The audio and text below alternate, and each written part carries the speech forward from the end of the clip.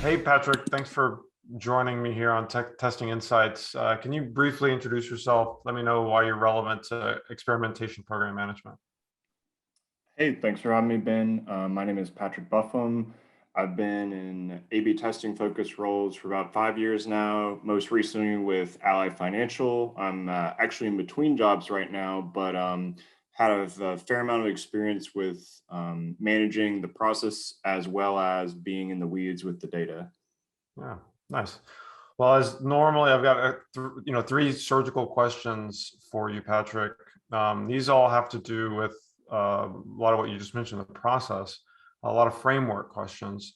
The first one, thinking about your experience with running the machine of optimization of testing, how does your programs that in your experience simultaneously be open to a lot of new ideas, but filter the ones that are of quality? So what are your mechanisms for ingestion versus prioritization?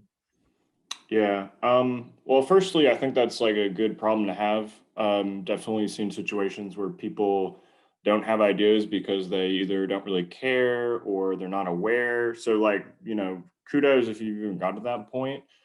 I would say, as far as kind of like ingesting those ideas and prioritizing them, making sure they're good and stuff. I'll start with what I wouldn't do and what I've heard people do, which is like they're just like, oh, we'll put that in our idea backlog, and then just like goes and dies a slow death. And I don't think that's a very good way to go about things for as far as like rapport with your business partners goes. And I mean, I think all of us probably work very closely with all sorts of different people, so that's not the right way to go about it. As far as how I've gone about it, which is not perfect but is okay, is I try to have like meetings where I bring like some data insights, data snacks, and they could be like quantitative or qualitative. And I'll just kind of like throw it out there. I'll be like, hey, this is something we saw. And then people come up with ideas. And I find that these forums, especially if they're like big enough, and I'm not saying make them huge, but maybe up to like 10 people with different backgrounds like UX, marketing, product, I find like they kind of like will hash it out enough where it's usually a pretty good idea once it gets out of that meeting. That's also important because you can't have like big egos, like, or the type of people where it's like if they say an idea, even if it's bad, you're like scared to shoot it down, or you're like, well, I guess we have to do that. Um, if for some reason one came about that like still wasn't great, and by great I mean like impactful, we came up with like a framework that is based on the CXL. I think it's called the Pi framework, as well as a few EXL. others that I Yeah. researched online. And it's basically just like binary, like yes or no, a couple four questions. So very simple. And based on your score of 0 to 4, you can tell if that test is impactful or not. And we tell people like, this is what your test got, this is why. And so like it's very transparent, and also in a lot of cases like it can help discussions to like make it more impactful. It's like, well, I like your idea, but that page doesn't get enough traffic, so it didn't get a 1 for that row. So like, what if we take your idea and put it on this page, and then like everybody wins. So that's where I'm at right now. Yeah, as a traffic level, do you mind what are the other three, maybe the categories or the questions in particular?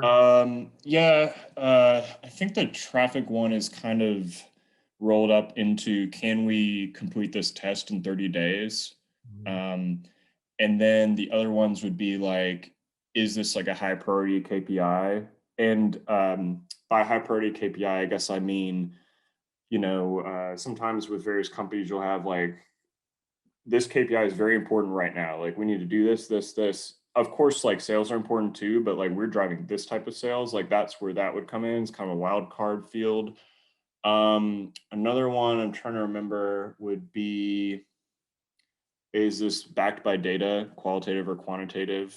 That kind of eliminates like the whole, we think this would be cool kind of stuff without any rigor behind it. I'm kind of blanking on the fourth one, but that's like the gist of it. Got to be effort. Uh, Yeah, that would definitely be I forgot how we phrased it, but it was along those lines. Yeah, because you basically have an ICE model with the fourth one of around like volume, like can we do it in 30 days, like kind of thing. Yeah, Yeah. that's cool.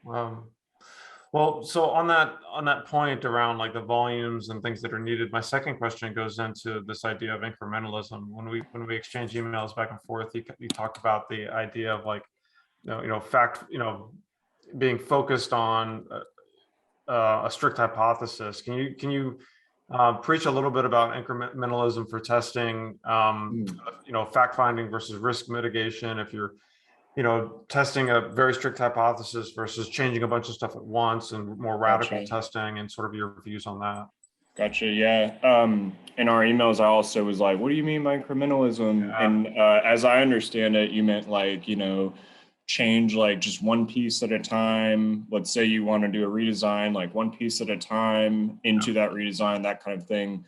So, I mean, I know it's slower, kind of frustrating. I get it. The way I was trained was very scientific, as far as like we only make one change and like these are our thresholds, don't go below them, things like that. So like it is my background to do that, and I've kind of like met a little bit more in the middle recently. Let me think of an example. Um, well, actually, before I get ahead of myself, I still think that's the way to go, like to change one element at a time. But I've kind of expanded like my view of like what an element could be. Like in the past, let's say you have a hero image with a headline and some subtext. I'd be like, well, we can only change the headline and then we can later change the subtext. Now I'm like, we can change the headline and the subtext. So it's kind of in between. And I mean, the reason why I like that is we know for a fact what caused the change. To me, if we do a homepage redesign and we didn't do it incrementally, like let's say we saw a huge lift, I don't know if it was caused by this new hero image. I don't know if it was caused by this new scroll mechanism or an autoplay video. Like I don't know. So if we didn't learn something, like that's the success measure of any test. And in my opinion, we wouldn't learn anything. So it's kind of a failure. Like there's no so what afterwards. I'm just like, well, this test won, twiddle thumbs. Like I don't have anything else to say because I don't know. That's my take on it. Yeah, I generally agree. And lately, I've only in the past few months, I've created a bit of, I guess, higher fidelity of thinking around this topic, and created this framework with three classes of tests. There's the incremental test.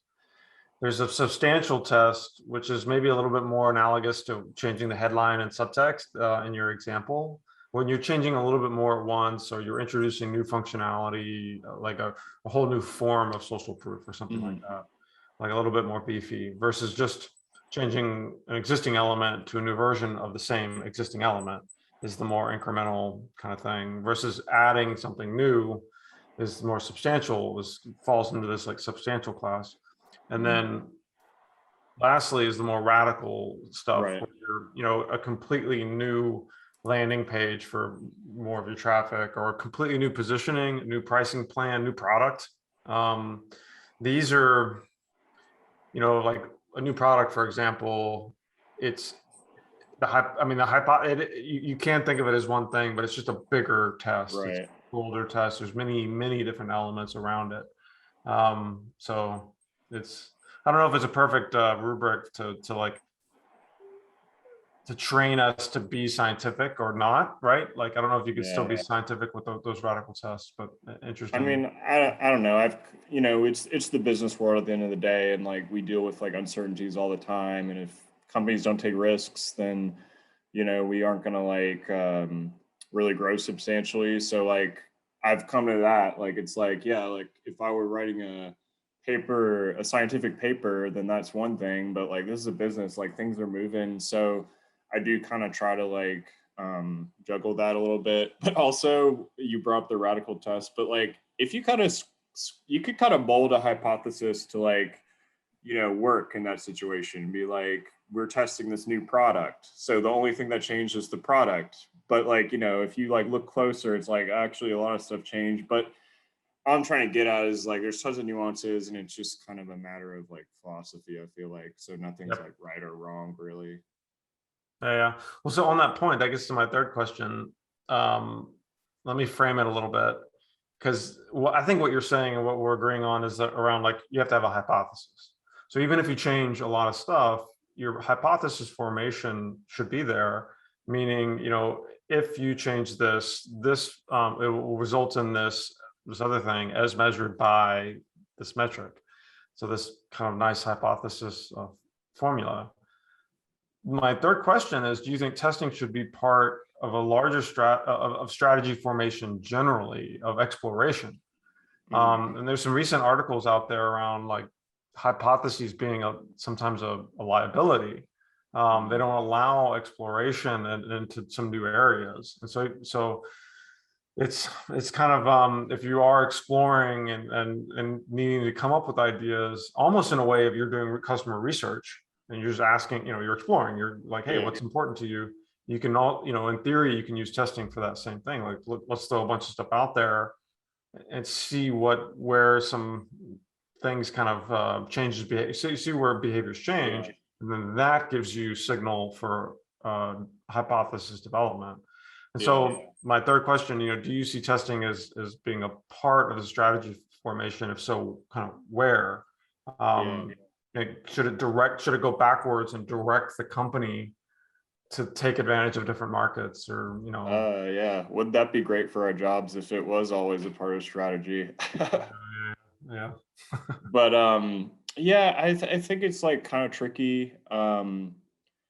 I feel like with the way we worked with like some vendors and technology, that's really impressive as far as like how fast and the different types of A/B tests they can run. I feel with how the way things are going, that might be a case in the future where A/B tests could inform strategy. Like if we're testing like thousands of different things all at once, obviously this would be like a huge company or something.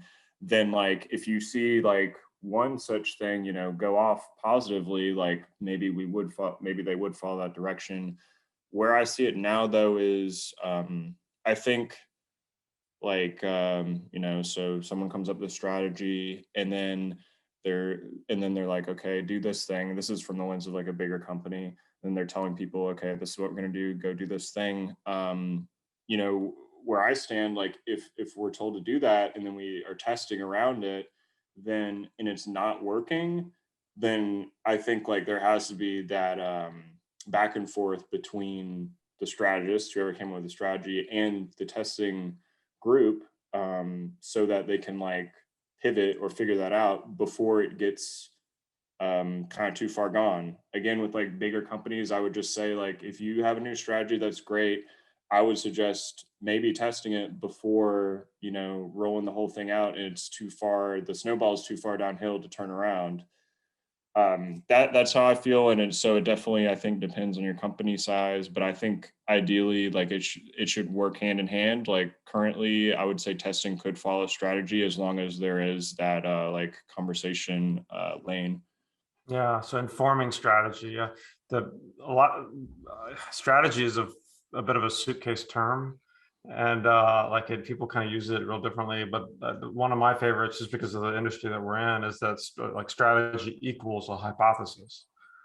And it's usually trade-offs. Like, I think our company is going to do better if we take advantage of this market. This is a strategy, or that's a hypothesis, but it implies a strategy. Company, market, let's go. Good point. Yeah. And so yeah, testing is a tool to kind of like look, to measure, make sure that strategy is working. Yeah, going backwards. Yeah, and so then it comes back to the person who came up with the strategy. If there's a human element, like are they willing to accept that their idea didn't work, or did it work? And that's where it gets interesting. Yeah, and to what degree?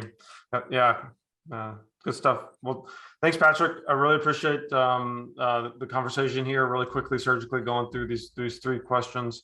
Yeah, thanks for coming on. Thanks for having me.